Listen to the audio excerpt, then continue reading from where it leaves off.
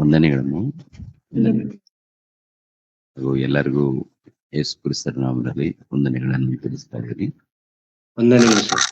ವಂದನೆ.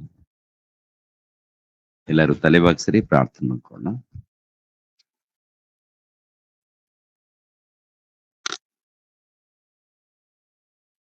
ಸರ್ವಲೋಕವನ್ನು ಉಂಟು ಮಾಡಿರುವಂತಹ ಸರ್ವಶಕ್ತನಾಗಿರುವಂತಹ ತಂದೆಯಾದ ದೇವರೇ, ಸರ್ವೇಶ್ವರನೇ, ಮಹೋನ್ನತನೇ, ನಿಮ್ಮ ಪವಿತ್ರವುಳ್ಳ ನಾಮಕ್ಕೆ ವಂದನೆಗಳು, ಸ್ತೋತ್ರಗಳು ತಂದೆ.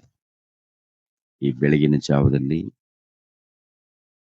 ನಿಮ್ಮನ್ನು ಕುರಿತು ತಂದೆಯಾದ ದೇವರೇ ಮಾತನಾಡುವುದಕ್ಕೆ ಒಂದು ಅವಕಾಶವನ್ನು, ಭಾಗ್ಯವನ್ನು ಕಲ್ಪಿಸಿಕೊಟ್ಟಿದ್ದೀರಾ. ಅದೇ ರೀತಿಯಲ್ಲಿ ನಿಮ್ಮ ಬಳಿಯಲ್ಲಿ ಮಾತನಾಡುವುದಕ್ಕೆ ಅವಕಾಶ ಕೊಟ್ಟಿದ್ದೀರಾ ತಂದೆ. ಕೃತಜ್ಞತೆಗಳು, ಸ್ತೋತ್ರಗಳು ತಂದೆ.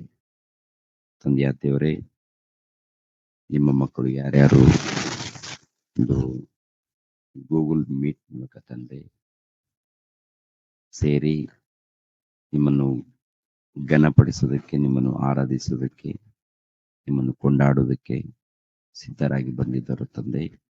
ಎಲ್ಲರನ್ನು ಬಲಪಡಿಸಿ, ಎಲ್ಲರನ್ನು ಆತ್ಮಿಕವಾಗಿ ಆಶೀರ್ವದಿಸಿ ತಂದೆ. ನಿಮ್ಮ ವಾಕ್ಯಗಳನ್ನು ಬೋಧಿಸುವಾಗ ಪವಿತ್ರಾತ್ಮರ ಸಹಾಯವನ್ನು ದಯಪಾಲಿಸಿ ತಂದೆ. ಇದ್ದ ಹಾಗೆ ಮಾತನಾಡೋದಕ್ಕೆ ಸಹಾಯ ಮಾಡಿ. ಯೇಸು ಪವಿತ್ರ ನಾಮದಲ್ಲಿ ಬೇಡ್ತಾ ಇದ್ದೀನಪ್ಪ ತಂದೆ, ಆಮೆನ್. ಲೋಕರಕ್ಷಕನಾದ ಯೇಸು ಕ್ರಿಸ್ತರ ನಾಮದಲ್ಲಿ ನಿಮ್ಮೆಲ್ಲರಿಗೆ ನನ್ನ ಹೃದಯಪೂರ್ವಕದಿಂದ ವಂದನೆಗಳನ್ನು ತಿಳಿಸ್ತಾ ಇದ್ದೀನಿ. ಪ್ರಿಯರಾದ ದೇವರ ಮಕ್ಕಳ, ಪ್ರತಿನಿತ್ಯ ಹೀಗೆ ಗೂಗಲ್ ಮೀಟ್ ಮೂಲಕ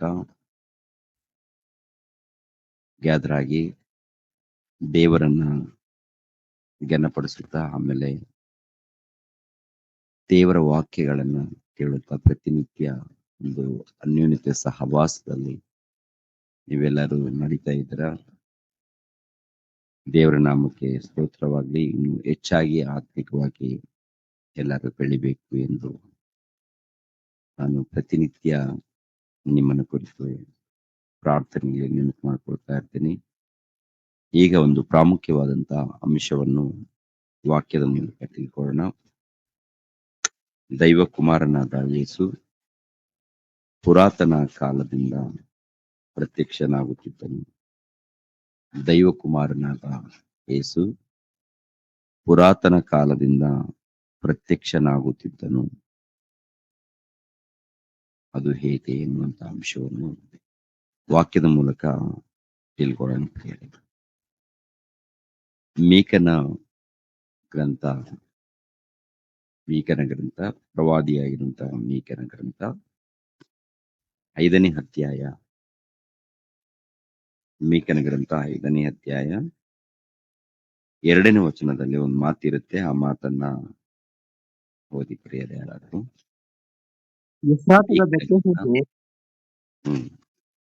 ಎಫ್ರಾತದ ಬೆಟ್ಟೆಸೆಯೇ, ನೀನು ಯೆಹೂದದ ಗ್ರಾಮಗಳಲ್ಲಿ ಚಿಕ್ಕದಾಗಿದ್ದರೂ ಇಸ್ರಾಯೇಲನ್ನು ಆಳತಕ್ಕವನು ನಿನ್ನೊಳಗಿಂದ ನನಗಾಗಿ ಹೊರಡುವನು. ಆತನ ಹೊರಡೋಣದ ಮೂಲವು ಪುರಾತನವೂ ಅನಾದಿಯೂ ಆದದ್ದು. ಈಗಲೂ ಪ್ರಸವ ವೇದನೆ. ಸಾಕು. ಇಲ್ಲಿ ತೆಲುಗಲ್ಲಿ ಕೂಡ ಒಂದು ಮಾತು ಇದೆ, ಸೇಮ್ ವಚನ. ತೆಲುಗಿನಲ್ಲಿ ಕೂಡ ನೋಡೋಣ. ಮೀಕ, ಯಾರಾದ್ರೂ ತೆಲುಗಲ್ಲಿ ಇದೆಯಾ?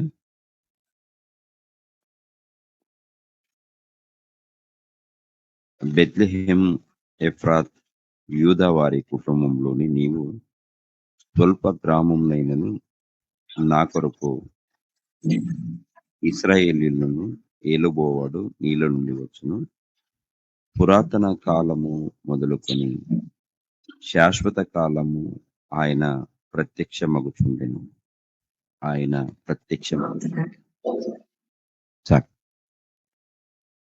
ಅಂದ್ರೆ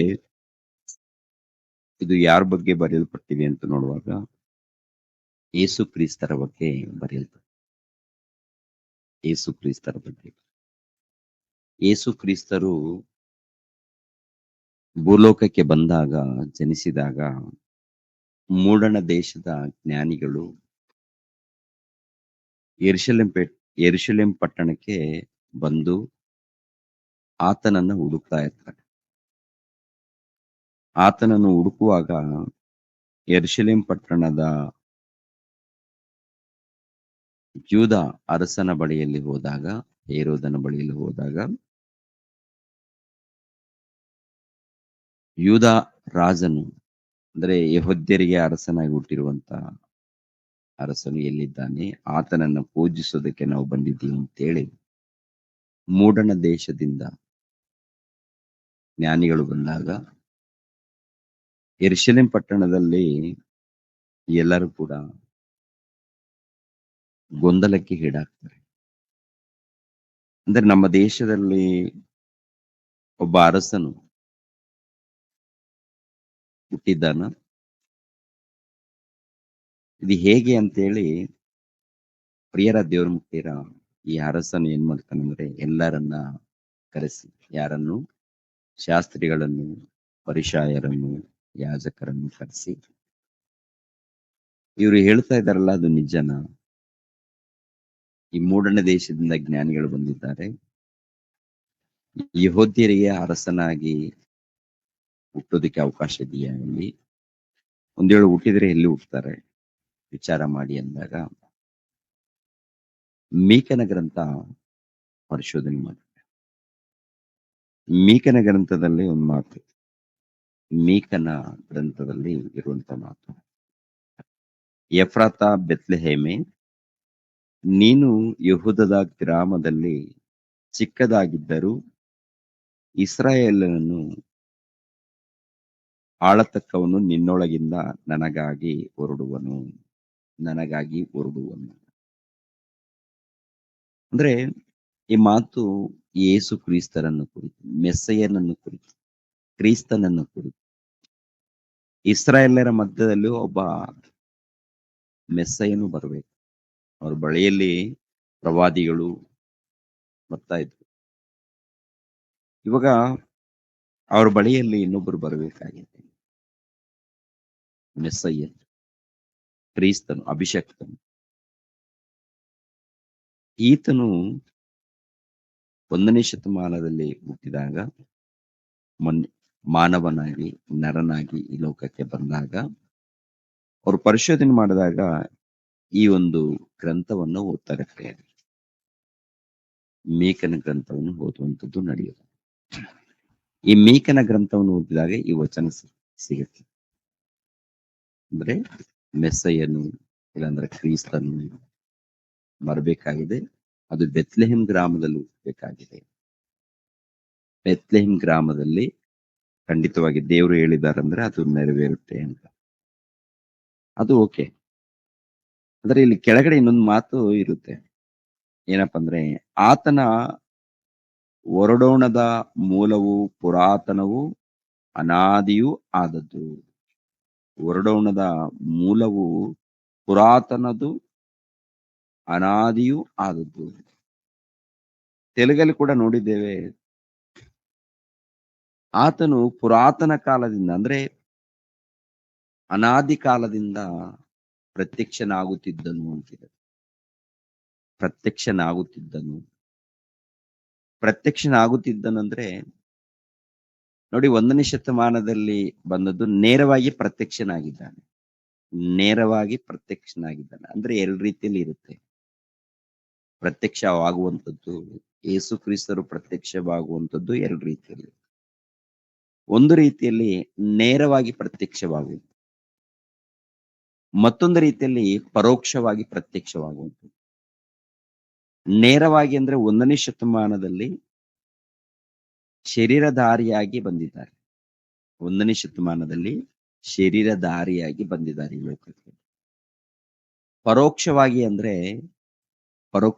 ಅಂದ್ರೆ ಕಣ್ಣಿಗೆ ಕಾಣದ ರೀತಿಯಲ್ಲಿ, ಅಂದ್ರೆ ಮುಖಾಮುಖಿಯಾಗಿ ಕಾಣದ ರೀತಿಯಲ್ಲಿ ಹಿಂದ್ಗಡೆ ಅವರ ಬಳಿಯಲ್ಲಿ, ಇಸ್ರಾಯೇಲ್ಯರ ಬಳಿಯಲ್ಲಿ, ಅದಕ್ಕಿಂತ ಮುಂಚಿತವಾಗಿ ಪಿತೃಗಳ ಬಳಿಯಲ್ಲಿ ಬರುವಂಥದ್ದು ನಡೆದಿದೆ. ಯಾವಾಗ್ಲಿಂದ ನಡೆದಿದೆ ಅಂತ ನೋಡುವಾಗ ಇಲ್ಲಿ ಪ್ರಿಯರಾದ ದೇವರ ಮಕ್ಕಳಿರ, ಆತನ ಒರಡೋಣದ ಮೂಲವು ಪುರಾತನವೂ ಅನಾದಿಯೂ ಆದದ್ದು. ಪುರಾತನ ಕಾಲದಿಂದ ಅನಾದಿ ಕಾಲದಿಂದ ಆತನ ಹೊರಡೋಣ, ಆತನು ಬರುವಂಥದ್ದು. ಪ್ರಭು ಈತನು ಬೆತ್ಲೆಹೇಮ್ ಗ್ರಾಮದಲ್ಲಿ ಜನ್ಮಿಸ್ತಾನೆ, ಪ್ರತ್ಯಕ್ಷನಾಗ್ತಾನೆ. ಈತನ ಒಂದು ಬರೋಣವು, ಈತನ ಒಂದು ಪ್ರತ್ಯಕ್ಷವಾಗುವಂಥದ್ದು ಇದೆಯಲ್ಲ, ಇದು ಪುರಾತನ ಕಾಲದಿಂದ ಈತನು ಬರ್ತಾ ಇದ್ದಾನೆ, ಪ್ರತ್ಯಕ್ಷನಾಗ್ತಾ ಇದ್ದಾನೆ. ಈತನು ಪುರಾತನ ಕಾಲದಿಂದ ಪ್ರತ್ಯಕ್ಷನಾಗ್ತಾ ಇದ್ದಾನೆ ಎನ್ನುವಂಥದ್ದು. ಅಂದ್ರೆ ಪುರಾತನ ಕಾಲದಿಂದ ಆತನು ಪ್ರತ್ಯಕ್ಷನಾಗ್ತಾ ಇದ್ದಾನ, ನೇರವಾಗಿ ಪ್ರತ್ಯಕ್ಷನಾಗ್ತಾ ಇದ್ದಾನ, ಅಥವಾ ಪರೋಕ್ಷವಾಗಿ ಪ್ರತ್ಯಕ್ಷನಾಗ್ತಾ ಇದ್ದಾನ ಅಂತ ನೋಡುವಾಗ, ಅಂದ್ರೆ ನೇರವಾಗಿ ಪ್ರತ್ಯಕ್ಷವಾಗುವಂಥದ್ದಲ್ಲ, ಪರೋಕ್ಷವಾಗಿ ಪ್ರತ್ಯಕ್ಷವಾಗುವಂಥದ್ದು. ಪರೋಕ್ಷವಾಗಿ ಅಂದ್ರೆ ಅವರ ಮಧ್ಯದಲ್ಲಿ ಆತ್ಮರೂಪನಾಗಿ, ಅವರ ಮಧ್ಯದಲ್ಲಿ ಆತ್ಮರೂಪನಾಗಿ ಪ್ರತ್ಯಕ್ಷವಾಗುವಂಥದ್ದು. ಆತ್ಮರೂಪವಾಗಿ ಪ್ರತ್ಯಕ್ಷನಾಗಿದ್ದಾರಾ ಆಗಿಲ್ವಾ ಅಂತ ನೋಡುವಾಗ, ಪ್ರಿಯರ ದೇವರ ಮಕ್ಕಳಿರ, ಪೇತ್ರನು ಬರೆದ ಮೊದಲನೇ ಪತ್ರಿಕೆ 3ನೇ ಅಧ್ಯಾಯ 18ನೇ ವಚನವನ್ನು ನೋಡಿ ಪ್ರಿಯರೇ. ಪೇತ್ರನು ಬರೆದ ಮೊದಲನೇ ಪತ್ರಿಕೆ 3ನೇ ಅಧ್ಯಾಯ 18ನೇ ವಚನದಿಂದ 20ನೇ ವಚನದವರೆಗೆ ಓದಿ. ಕ್ರಿಸ್ತನು ಸಹ ನೀತಿವಂತನಾಗಿದ್ದು ಅನೀತಿವಂತರಿಗೋಸ್ಕರ ಪ್ರಾಣ ಕೊಟ್ಟು ನಮ್ಮನ್ನು ದೇವರ ಬಳಿಗೆ ಸೇರಿಸುವುದಕ್ಕಾಗಿ ಒಂದೇ ಸಾರಿ ಪಾಪ ನಿವಾರಣಕ್ಕೋಸ್ಕರ ಬಾಧೆಪಟ್ಟು ಸತ್ತನು. ಆತನು ಶರೀರ ಸಂಬಂಧದಲ್ಲಿ ಕೊಲ್ಲಲ್ಪಟ್ಟನು, ಆತ್ಮ ಸಂಬಂಧದಲ್ಲಿ ತಿರುಗಿ ಬದುಕುವವನಾದನು. ಇದಲ್ಲದೆ ಆತನು ಆತ್ಮರೂಪವಾಗಿ ಸೆರೆಯಲ್ಲಿದ್ದವರ ಆತ್ಮಗಳ ಬಳಿಗೆ, ಅಂದರೆ ಪೂರ್ವಕಾಲದಲ್ಲಿ ನೋಹನು ನಾವೆಯನ್ನು ಕಟ್ಟಿಸುತ್ತಿರಲು ದೇವರು ದೀರ್ಘ ಶಾಂತಿಯಿಂದ ಕಾದಿದ್ದಾಗ ಆತನಿಗೆ ಅವಿಧೇಯರಾಗಿದ್ದವರ ಬಳಿಗೆ ಹೋಗಿ ಸುವಾರ್ತೆಯನ್ನು ಸಾರಿದನು. ಸಾಕು. ನೋಡಿದ್ರ ಪ್ರಿಯರೇ, ಅಂದ್ರೆ ಈ ಒಂದು ವಚನವನ್ನ ಪ್ರತಿಯೊಬ್ಬರು ಕೂಡ ಪರಿಶೋಧನೆ ಮಾಡಿ ಗೊತ್ತಾಗುತ್ತೆ. ಕ್ರೈಸ್ತನು ಸಹ ನೀತಿವಂತನಾಗಿದ್ದು ಅನೀತಿವಂತರಿಗೋಸ್ಕರ ಪ್ರಾಣ ಕೊಟ್ಟು ನಮ್ಮನ್ನು ದೇವರ ಬಳಿಗೆ ಸೇರಿಸುವುದಕ್ಕಾಗಿ ಒಂದೇ ಸಾರಿ ಪಾಪ ನಿವಾರಣೆಗೋಸ್ಕರ ಬಾಧೆಪಟ್ಟು ಸತ್ತನು. ಆತನು ಶರೀರ ಸಂಬಂಧದಲ್ಲಿ ಕೊಲ್ಲಲ್ಪಟ್ಟನು, ಆತ್ಮ ಸಂಬಂಧದಲ್ಲಿ ತಿರುಗಿ ಬದುಕೋಣಾದನು. ಇದಲ್ಲದೆ ಆತನು ಆತ್ಮರೂಪನಾಗಿ ಸೆರೆಯಲ್ಲಿದ್ದವರ ಬಳಿಗೆ, ಸೆರೆಯಲ್ಲಿದ್ದ ಆತ್ಮಗಳ ಬಳಿಗೆ, ಅಂದರೆ ಪೂರ್ವಕಾಲದಲ್ಲಿ ನೋಹಾನು ನಾವೆಯನ್ನು ಕಟ್ಟುತ್ತಿರಲು ದೇವರು ದೀರ್ಘ ಶಾಂತಿಯಿಂದ ಕಾದಿದ್ದಾಗ ಆತನಿಗೆ ಅವಿಧೇಯರಾಗಿದ್ದವರ ಬಳಿಗೆ ಹೋಗಿ ಸುವಾರ್ತೆಯನ್ನು ಸಾರಿದನು. ಯೇಸು ಪ್ರಭು ಸುವಾರ್ತೆಯನ್ನು ಸಾರಿದನು. ಈ ಒಂದು ವಚನವನ್ನ ಕೆಲವರು ಅಪಾರ್ಥ ಮಾಡಿಕೊಂಡು ಏನ್ ಮಾಡಿದ್ದಾರೆ ಅಂತ ನೋಡುವಾಗ, ಯೇಸು ಕ್ರಿಸ್ತರು ಸಿಲುವೆ ಮರಣ ಹೊಂದಿದ ಮೇಲೆ ಸೀದಾ ಪಾತಾಳ ಲೋಕಕ್ಕೆ ಹೋಗಿದ್ದಾನೆ. ಪಾತಾಳ ಲೋಕದಲ್ಲಿ ಯಾತನೆ ಪಡುವಂತ ಒಂದು ಸ್ಥಳದಲ್ಲಿ ಹೋಗಿ ಸುವಾರ್ತೆಯನ್ನು ಸಾರಿ ಅವರನ್ನ ಬಿಡಿಸ್ಕೊಂಡು ಬಂದಿದ್ದಾರೆ ಅಂತೇಳಿ ಈ ರೀತಿ ಕೆಲವರು ಬೋಧನೆ ಮಾಡ್ತಾ ಇರ್ತಾರೆ. ಅದು ತಪ್ಪು ಪ್ರಿಯರೇ. ಯೇಸು ಕ್ರಿಸ್ತರು ಸಿಲುವೆ ಮರಣ ಹೊಂದಿದ ಮೇಲೆ ಪರದೇಶಿಗೆ ಹೋಗಿದ್ದಾನೆ, ನೀತಿವಂತರಿರುವಂತ ಸ್ಥಳಕ್ಕೆ ಹೋಗಿದ್ದಾನೆ. ಅದು ಪಾತಾಳ ಲೋಕದಲ್ಲಿ ಇದೆ. ಆದ್ರೆ ಯಾತನೆ ಪಡುವಂತ ಸ್ಥಳ ಇದೆಯಲ್ಲ, ನರಕ ಇದೆ ನೋಡಿ, ಯಾತನೆ ಪಡುವಂತ ಸ್ಥಳ ಇದೆ ನೋಡಿ, ಅಲ್ಲಿಗೆ ಹೋಗಿಲ್ಲ. ಪಾತಾಳ ಲೋಕಕ್ಕೆ ಹೋಗಿರುವಂತದ್ದು ನಿಜ. ಅಲ್ಲಿ ಪರದೇಶಿ ಇದೆ ನೋಡಿ, ಪರದೇಶಿಯಲ್ಲಿ ನೀತಿವಂತರಿದ್ದಾರಲ್ಲ, ಅಲ್ಲಿಗೆ ಹೋಗಿದ್ದಾನೆ. ಆದ್ರೆ ಈ ವಚನ ಇದೆಯಲ್ಲ, ಈ ಪೇತ್ರನು ಬರೆದ ಮೊದಲನೇ ಪತ್ರಿಕೆ 3ನೇ ಅಧ್ಯಾಯ 19ನೇ ವಚನ ಇದೆ ನೋಡಿ, ಇದರಲ್ಲಿ ಪ್ರಿಯರಾದ ದೇವರ ಮಕ್ಕಳಿರ ಒಂದು ಮಾತಿರುತ್ತೆ. ಏನಪ್ಪಾ ಅಂತ ನೋಡುವಾಗ, ಇದಲ್ಲದೆ ಆತನು ಆತ್ಮರೂಪನಾಗಿ ಸೆರೆಯಲ್ಲಿದ್ದವರ ಆತ್ಮಗಳ ಬಳಿಗೆ, ಅಂದರೆ ಪೂರ್ವಕಾಲದಲ್ಲಿ ನೋಹಾನು ನಾವೆಯನ್ನು ಕಟ್ಟುತ್ತಿರಲು, ಪೂರ್ವಕಾಲದಲ್ಲಿ ನೋಹಾನನು ನಾವೆಯನ್ನು ಕಟ್ಟುತ್ತಿರಲು ಅವರ ಬಳಿಗೆ ಹೋಗಿ ಸುವಾರ್ತೆಯನ್ನು ಸಾರಿದ್ದಾರೆ. ಅಂದ್ರೆ ನೋಹಾನನ ಕಾಲದಲ್ಲಿ ಸುವಾರ್ತೆಯನ್ನ ಸಾರಿದ್ದಾರೆ. ಅಲ್ಲಿ ಯಾರಿದ್ದಾರಂತ ನೋಡುವಾಗ ನೋಹಾನನ ಅವ್ರ ಕುಟುಂಬ ಅದೇ ಪ್ರಕಾರ ಅನೇಕರಿದ್ದಾರೆ. ಅನೇಕರು ಎಲ್ಲಿದ್ದಾರೆ ಅಂತ ನೋಡುವಾಗ ಸೆರೆಯಲ್ಲಿ. ಸೆರೆ ಅಂದ್ರೆ ಜೈಲ್ನಲ್ಲಿ ಬಂಧನದಲ್ಲಿದ್ದಾರೆ. ಯಾವ ಬಂಧನ? ಯಾವ ಬಂಧನದಲ್ಲಿದ್ದಾರೆ ಅಂತ ನೋಡುವಾಗ ಪಾಪ ಎಂಬ ಬಂಧನದಲ್ಲಿದ್ದಾರೆ. ಪಾಪ ಎಂಬ ಬಂಧನದಲ್ಲಿ, ಸೈತಾನನ ಬಂಧನದಲ್ಲಿ ಅಲ್ಲಿದ್ದಾರೆ. ಸೈತಾನನೆಂಬ ಬಂಧನದಲ್ಲಿ ಇದ್ದಂತ ಆತ್ಮಗಳ ಬಗ್ಗೆ. ಆತ್ಮಗಳಂತಂದ್ರೆ ಏನ್ರಿ ಮತ್ತೆ ಸತ್ತೋಗಿದ್ದಾರಂತಲ್ಲ, ಬದುಕಿದಂತ ಮನುಷ್ಯರ ಬಳಿಯಲ್ಲೇನೆ. ಮನುಷ್ಯರು, ಈ ಮನುಷ್ಯರಿಗೆ ಆತ್ಮಗಳು. ಆತ್ಮ ಅಂದ್ರೆ ಒಳಗಡೆ ಆತ್ಮ ಇದ್ರೇನೆ ಈ ಲೋಕದಲ್ಲಿ ಜೀವಿಸ್ತಾರೆ. ಆತ್ಮ ಇಲ್ಲದೆ ಹೋದ್ರೆ ಪಾತಾಳ ಲೋಕಕ್ಕೆ ಹೋಗ್ಬೇಕಾಗತ್ತೆ. ಈ ದೇಹದಲ್ಲಿ ಆತ್ಮ ಇಲ್ಲ ಅಂತ ತಿಳ್ಕೊಳ್ಳಿ, ಇದು ಸತ್ತ ಶವ ಆಗುತ್ತೆ, ಆತ್ಮ ಹೊರಗೋಗುತ್ತೆ. ಪ್ರಿಯರಾದ ದೇವರ ಮುಕ್ತಿರ ಆಲೋಚನೆ ಮಾಡಿ. ಇವಾಗ ಆತ್ಮಗಳ ಬಳಿಗೆ ಅಂದ್ರೆ ನೋಹಾನನ ಕಾಲದಲ್ಲಿ ಇದ್ದಂತ ಜನರ ಬಳಿಗೆ. ಅವರೆಲ್ಲರೂ ಎಲ್ಲಿದ್ದಾರೆ ಅಂತ ನೋಡುವಾಗ ಸೆರೆಯಲ್ಲಿದ್ದಾರಂತೆ, ಜೈಲಲ್ಲಿದ್ದಾರಂತೆ. ಯಾವ ಜೈಲಿನಲ್ಲಿದ್ದಾರಂತ ನೋಡುವಾಗ ಪಾಪ ಎಂಬ ಜೈಲಲ್ಲಿದ್ದಾರೆ. ಪಾಪ ಎಂಬ ಸೆರೆಯಲ್ಲಿದ್ದಾರೆ. ಪಾಪ ಎಂಬ ಸೆರೆಯಲ್ಲಿ ಇದ್ದಂತವರನ್ನ ಕಾಪಾಡೋದಕ್ಕೆ ಯೇಸು ಕ್ರಿಸ್ತರು ಅಲ್ಲಿ ಆತ್ಮರೂಪನಾಗಿ ಹೋಗಿ ಸುವಾರ್ತೆಯನ್ನ ಸಾರಿದ್ದಾನೆ. ಆತ್ಮರೂಪನಾಗಿ ಹೋಗಿ ಅಲ್ಲಿ ಏನ್ ಮಾಡಿದ್ದಾರೆ ಹೇಳಿ? ಸುವಾರ್ತೆಯನ್ನ ಸಾರಿದ್ದಾರೆ. ಅಂದ್ರೆ ಯೇಸು ಪ್ರಭು ಒಂದು ಕೆಲಸ ನೋಡುವಾಗ ಕ್ರಿಸ್ತ ಪೂರ್ವದಲ್ಲಿ ಕೂಡ ಏನ್ರಿ ಸುವಾರ್ತೆ ಮಾಡಿ ಅನೇಕರನ್ನ ಕಾಪಾಡಬೇಕು ಎಂಬ ಉದ್ದೇಶದಿಂದ ಅವರ ಬಳಿಯಲ್ಲಿ ಹೋಗಿದ್ದಾರೆ. ಅದೇ ಪ್ರಕಾರ ಆನೋಕನಿದ್ದಂತ ಕಾಲದಲ್ಲಿ ಜನರು ಅಭಿವೃದ್ಧಿ ಆಗ್ತಾರೆ ನೋಡಿ. ಅವರ ಕಾಲದಲ್ಲಿ ಹೋಗಿ ಪ್ರಿಯರ ದೇವ್ರ ಮುಕ್ತಿರ ಎಚ್ಚರಿಕೆ ಕೊಡುವಂಥದ್ದು ನಡೆದಿದೆ. ಇನ್ನು ಯಾವ ಕಾಲದಲ್ಲಿ ಕೂಡ ಬಂದಿದ್ದಾರೆ ಅಂತ ನೋಡುವಾಗ ಒಂದ್ಸಾರಿ ಇಬ್ರಿಯರಿಗೆ ಬರೆದ ಪತ್ರಿಕೆ 11ನೇ ಅಧ್ಯಾಯ 23ನೇ ವಚನದಿಂದ 26ನೇ ವಚನದವರೆಗೆ ಓದಿಪ. 23ನೇ ಮೋಶೆ ವಚನದಿಂದ ಹುಟ್ಟಿದಾಗ ಅವನ ತಂದೆ ತಾಯಿಗಳು ಕೂಸು ಸುಂದರವಾಗಿದೆ ಎಂದು ನೋಡಿ ಅರಸನ ಅಪ್ಪಣೆಗೆ ಭಯಪಡದೆ ನಂಬಿಕೆಯಿಂದಲೇ ಅವನನ್ನು 3 ತಿಂಗಳು ಬಚ್ಚಿಟ್ಟರು. ಮೋಶೆಯು ದೊಡ್ಡವನಾದ ಮೇಲೆ ಫರೋಹನ ಕುಮಾರ್ತೆಯ ಮಗನೆನಿಸಿಕೊಳ್ಳುವುದು ಬೇಡವೆಂದದ್ದು ನಂಬಿಕೆಯಿಂದಲೇ. ಸ್ವಲ್ಪ ಕಾಲ ಪಾಪ ಭೋಗಗಳನ್ನು ಅನುಭವಿಸುವುದಕ್ಕಿಂತ ದೇವರ ಜನರೊಂದಿಗೆ ಕಷ್ಟವನ್ನು ಅನುಭವಿಸುವುದೇ ಒಳ್ಳೆಯದೆಂದು ತೀರ್ಮಾನಿಸಿಕೊಂಡನು. ಐಗುಪ್ತ ದೇಶದ ಸರ್ವೈಶ್ವರ್ಯಕ್ಕಿಂತಲೂ ಕ್ರಿಸ್ತನ ನಿಮಿತ್ತವಾಗಿ ಉಂಟಾಗುವ ನಿಂದೆಯೇ ಶ್ರೇಷ್ಠ ಭಾಗ್ಯವೆಂದೆಣಿಸಿಕೊಂಡನು. ಯಾಕೆಂದರೆ ಬರುವ ಪ್ರತಿಫಲದ ಮೇಲೆ ಕಣ್ಣಿಟ್ಟಿದ್ದನು. ಸಾಕು. ಅಂದ್ರೆ ಇಲ್ಲಿ ಗಮನಿಸಬೇಕು ಪ್ರಿಯರಾದ ದೇವರ ಮಕ್ಕಳಿರ 24ನೇ ವಚನ. ಮೋಶೆಯು ದೊಡ್ಡವನಾದ ಮೇಲೆ ಫರೋಹನ ಕುಮಾರ್ತೆಯ ಮಗನೆನಿಸಿಕೊಳ್ಳುವುದು ಬೇಡವೆಂದು ನಂಬಿಕೆಯಿಂದಲೇ ಸ್ವಲ್ಪ ಕಾಲ ಪಾಪ ಭೋಗಗಳನ್ನು ಅನುಭವಿಸುವುದಕ್ಕಿಂತ ದೇವರ ಜನರೊಂದಿಗೆ ಕಷ್ಟವನ್ನು ಅನುಭವಿಸುವುದೇ ಒಳ್ಳೆಯದೆಂದು ತೀರ್ಮಾನಿಸಿಕೊಂಡನು. ಐಗುಪ್ತ ದೇಶದ ಸರ್ವ ಐಶ್ವರ್ಯಕ್ಕಿಂತಲೂ ಕ್ರಿಸ್ತನ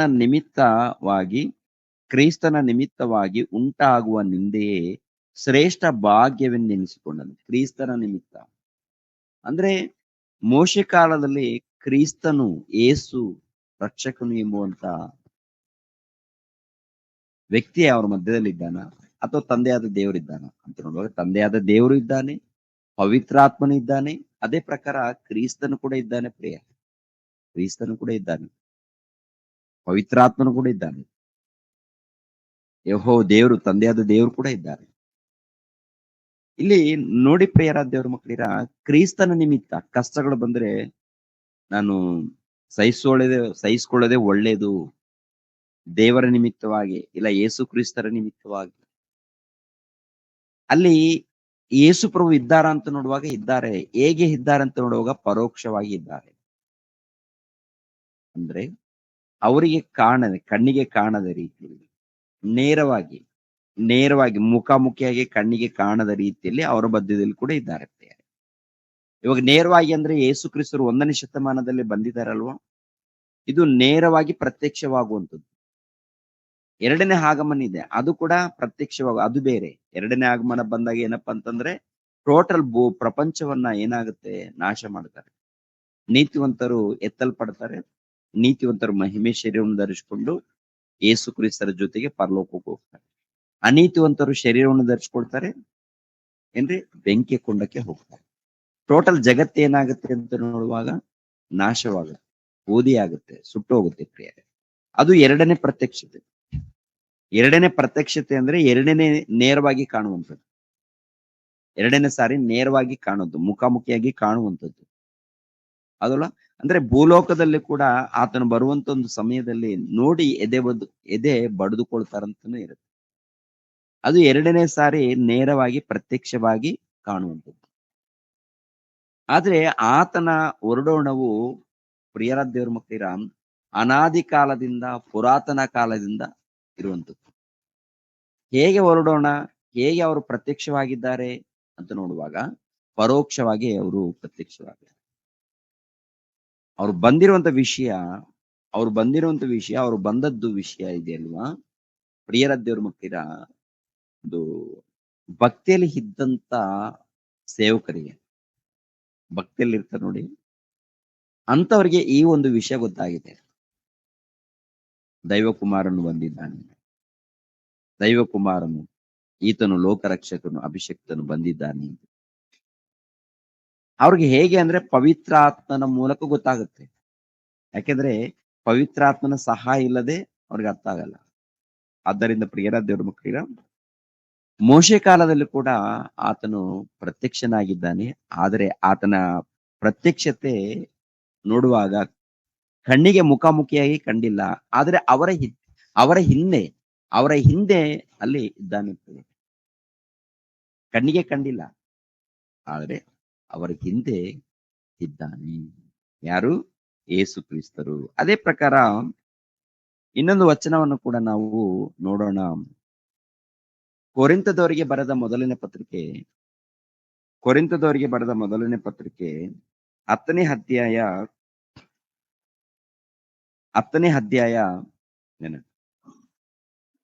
ಹರಿ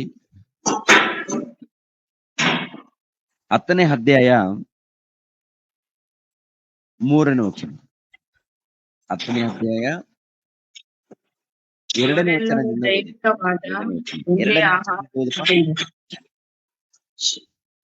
ವಚನದಿಂದ ಓದಪ್ಪ. ಅವರೆಲ್ಲರೂ ಸಮುದ್ರವನ್ನು ದಾಟಿ ಹೋದರು. ಅವರೆಲ್ಲರೂ ಮೋಶೆಯ ಶಿಷ್ಯರಾಗುವುದಕ್ಕಾಗಿ ಮೇಘದಲ್ಲಿಯೂ ಸಮುದ್ರದಲ್ಲಿಯೂ ದೀಕ್ಷಾಸ್ನಾನವನ್ನು ಹೊಂದಿದರು. ಅವರೆಲ್ಲರೂ ದೈವಿಕವಾದ ಒಂದೇ ಆಹಾರವನ್ನು ತಿಂದರು. ಅವರೆಲ್ಲರೂ ದೈವಿಕವಾದ ಒಂದೇ ನೀರನ್ನು ಕುಡಿದರು. ಹೇಗೆಂದರೆ ಅವರ ಹಿಂದೆ ಹೋಗುತ್ತಿದ್ದ ದೈವಿಕವಾದ ಬಂಡೆಯೊಳಗಿಂದ ಬಂದ ನೀರನ್ನು ಕುಡಿಯುತ್ತಿದ್ದರು. ಆ ಬಂಡೆಯೇ ಕ್ರಿಸ್ತನೇ. ಸಾಕು, ನೋಡಿದ್ರ? ಅಂದ್ರೆ ಗಮನಿಸ್ಬೇಕು, ಅವರೆಲ್ಲರೂ ಅಂದ್ರೆ ಇಸ್ರಾಯೇಲರೆಲ್ಲರೂ ಸಮುದ್ರವನ್ನು ದಾಟಿ ಹೋದರು. ಅವರೆಲ್ಲರೂ ಮೋಶೆಯ ಶಿಷ್ಯರಾಗುವುದಕ್ಕಾಗಿ ಮೇಘದಲ್ಲಿಯೂ ಸಮುದ್ರದಲ್ಲಿಯೂ ದೀಕ್ಷಾ ಸ್ನಾನವನ್ನು ಹೊಂದಿದರು. ಅವರೆಲ್ಲರೂ ದೈವಿಕವಾದ ಒಂದೇ ಆಹಾರವನ್ನು ತಿಂದರು. ಅವರೆಲ್ಲರೂ ದೈವಿಕವಾದ ಒಂದೇ ನೀರನ್ನು ಕುಡಿದರು. ಹೇಗೆಂದರೆ ಅವರ ಹಿಂದೆ ಹೋಗುತ್ತಿದ್ದ ದೈವಿಕವಾದ ಬಂಡೆಯೊಳಗಿಂದ ಬಂದ ನೀರನ್ನು ಕುಡಿಯುತ್ತಿದ್ದರು. ಆ ಬಂಡೆ ಕ್ರಿಸ್ತನೇ. ಆ ಬಂಡೆ ಯಾರಂತೆ? ಕ್ರಿಸ್ತನೇ. ಅಂದ್ರೆ ದೈವಿಕವಾದಂತ ನೀರನ್ನು ಕುಡಿದರು, ದೈವಿಕವಾದಂತ ಆಹಾರವನ್ನು ತಿಂದರು. ಅಂದ್ರೆ ಯಾರಪ್ಪ ಅಂತ ನೋಡುವಾಗ ಆ ಬಂಡೆ ಕ್ರಿಸ್ತ, ಅಂದ್ರೆ ಬಂಡೆಯೊಳಗಿಂದ ನೀರನ್ನು ಕುಡಿದರು ಅಂತಿರುತ್ತೆ. ಆ ಬಂಡೆ ಕ್ರಿಸ್ತನೇ. ಆ ಬಂಡೆ ಯಾರಂತೆ? ಕ್ರಿಸ್ತನೇ. ಅಂದ್ರೆ ಅವರ ಮಧ್ಯದಲ್ಲಿ ಇದ್ದಾನ ಅಂತ ನೋಡುವಾಗ ಅವರ ಮಧ್ಯದಲ್ಲಿ ಇದ್ದಾನೆ, ಆದ್ರೆ ಪರೋಕ್ಷವಾಗಿ ಇದ್ದಾನೆ. ಅಂದ್ರೆ ನೇರವಾಗಿ ಕಾಣುವಂತ ರೀತಿಯಲ್ಲ, ಅವರ ಹಿಂದೆ ಪ್ರಭು ಇದ್ದಾನೆ. ಯಾಕಂದ್ರೆ ಕೆಲವು ಸಂದರ್ಭಗಳಲ್ಲಿ ಅಲ್ಲಿ ಯೆಹೋವ ದೇವರು ಇದ್ದಾರಂತ ಇರುತ್ತೆ ಪ್ರಿಯರೇ. ಯೆಹೋವ ದೇವರು ಇದ್ದಾರೆ, ತಂದೆಯಾದ ದೇವರು ಇದ್ದಾರೆ. ಅದೇ ಪ್ರಕಾರ ಯೇಸು ಕ್ರಿಸ್ತರು ಕೂಡ ಯೆಹೋವನ ಹೆಸರಿನಲ್ಲೇ ಇದ್ದಾರೆ. ಪವಿತ್ರ ಆತ್ಮನು ಕೂಡ ಇದ್ದಾರೆ ಪ್ರಿಯರ ದೇವರು. ತಂದೆ ಮಗ ಪವಿತ್ರಾತ್ಮರು ಅವ್ರ ಮಧ್ಯದಲ್ಲಿ ಇದ್ದಾರೆ. ಆದ್ರೆ ನಮ್ಗೆ ಗೊತ್ತಾಗಲ್ಲ ಅವ್ರ ಹಿಂದೆ ಇದ್ದಾರೆ ಅನ್ನೋದಕ್ಕೆ ಅಲ್ಲಿ ನೇರವಾಗಿ ಕಾಣಲ್ಲ. ಅಲ್ಲಿ ಏನಪ್ಪಾ ಅಂದ್ರೆ ಯೆಹೋವನ ಹೆಸರಿನಲ್ಲೇನೆ ಕಾಣ್ತಾ ಇರ್ತಾರೆ. ಓಕೆ, ಆದ್ರೆ ಪುರಾತನ ಕಾಲದಿಂದ ಪ್ರತ್ಯಕ್ಷನಾಗುತ್ತಿದ್ದನು. ಪುರಾತನ ಕಾಲದಿಂದ ಪ್ರತ್ಯಕ್ಷನಾಗುತ್ತಿದ್ದನು ಯಾರು? ಯೇಸು ಕ್ರಿಸ್ತರು. ಯೇಸು ಕ್ರಿಸ್ತರು ಪ್ರಿಯರ ದೇವರ ಮಕ್ಕಳಿರ ಆಲೋಚನೆ ಮಾಡಿ ಅವರ ಒಂದು ಬರೋಣವನ್ನು ಆಲೋಚನೆ ಆಗೋ ಪುರಾತನ ಕಾಲದ್ದು. ಅದೇ ರೀತಿಯಲ್ಲಿ ಇನ್ನೊಂದು ಮಾತನ್ನು ಕೂಡ ನೋಡೋಣ, ಯೆಶಾಯನ ಗ್ರಂಥ. ಯೆಶಾಯನ ಗ್ರಂಥ ಯಾಕೆಂದ್ರೆ ಇವೆಲ್ಲ ಕೂಡ ನಾವು ತಿಳ್ಕೊಂಡಿರ್ಬೇಕು. ಯಾರಾದರೂ ಪ್ರಶ್ನೆ ಕೇಳ್ತಾ ಇರ್ತಾರೆ, ಕೇಳಿದಾಗ ನಾವು ಅದಕ್ಕೆ ಉತ್ತರವನ್ನು ಸಾತ್ವಿಕದಿಂದ ಹೇಳಬೇಕಾಗುತ್ತೆ. ಆದ್ದರಿಂದ ಪ್ರಿಯರ ದೇವರ ಮಕ್ಕಳಿರ ಪ್ರತಿಯೊಬ್ಬರು ಕೂಡ ವಾಕ್ಯಗಳನ್ನ ಕಲಿರಿ ಪ್ರಿಯರೇ.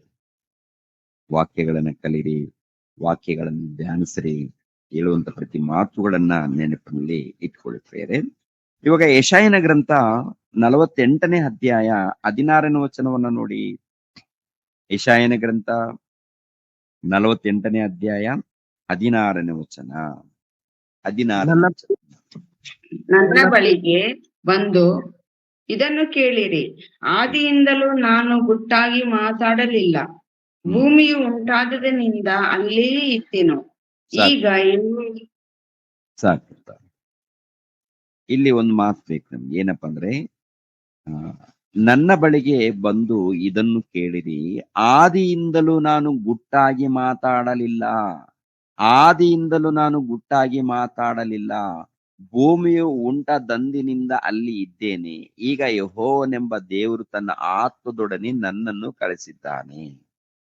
ಅಂದ್ರೆ ಇದರಲ್ಲಿ ಎರಡು ರೀತಿಯಲ್ಲಿ. ಒಂದು ನೋಡುವಾಗ ಆದಿಯಿಂದ ನಾನು ಗುಟ್ಟಾಗಿ ಮಾತಾಡಲಿಲ್ಲ. ಆದಿಯಿಂದ ಯಾರು ಮಾತನಾಡಿದ್ದಾರೆ ಅಂತ ನೋಡುವಾಗ ಪ್ರಭು ಯೇಸು ಪ್ರಭು ಆದಿಯಿಂದ ಮಾತನಾಡಿದಾರ. ಅಂದ್ರೆ ಭಕ್ತರ ಬಳಿಯಲ್ಲಿ ಆಗಿರ್ಬೋದು, ಇಲ್ಲಾಂದ್ರೆ ಅವರ ಬಳಿಯಲ್ಲಿ ಆಗಿರ್ಬೋದು, ಆದಿಯಿಂದ ಮಾತನಾಡಿದ್ದಾರೆ. ಆದಿಯಿಂದ ಪ್ರಭು ಮಾತನಾಡಿದಾರಂತೆ. ನಾನು ಗುಟ್ಟಾಗಿ ಮಾತಾಡಿಲ್ಲ, ನಾನು ಮಾತನಾಡಿದ್ದೀನಿ. ಆದಿಯಿಂದ ಮಾತನಾಡಿದ್ದಾರೆ. ಎಲ್ಲಿ ಕಾಣ್ತಾರೆ ಆದಿಯಿಂದ? ಎಲ್ಲಿ ಕಾಣ್ತಾರೆ? ನೇರವಾಗಿ ಕಾಣಲ್ಲ, ಪರೋಕ್ಷವಾಗಿ ಕಾಣ್ತಾರೆ. ನೇರವಾಗಿ ಕಾಣಲ್ಲ. ಆದ್ರೆ ಆದಿಯಿಂದ ಮಾತನಾಡ್ತಾ ಇದ್ದಾರೆ ಎನ್ನುವಂತ ಮಾತಿರುತ್ತೆ. ಎಷ್ಟು ಅದ್ಭುತವಾಗಿರುತ್ತೆ ಒಂದ್ಸರಿ ಗಮನಿಸ್ಬೇಕು. ನನ್ನ ಬಳಿಗೆ ಬಂದು ಇದನ್ನು ಕೇಳಿರಿ ಅಂದ್ರೆ 12ನೇ ವಚನ ಓದ್ಕೊಂಡು ಬಂದರೆ ಪ್ರಿಯರಾದ ದೇವರು ಮಕ್ಕಳಿರ ಯೆಹೋವ ಎಂಬ ಹೆಸರಿನಲ್ಲೇನೆ ಇದ್ದಂತ ದೇವರು, ಅದು ಯೇಸು ಕ್ರಿಸ್ತರ ಬಗ್ಗೆ ಬರೆಯಲ್ಪಟ್ಟಿರುತ್ತೆ.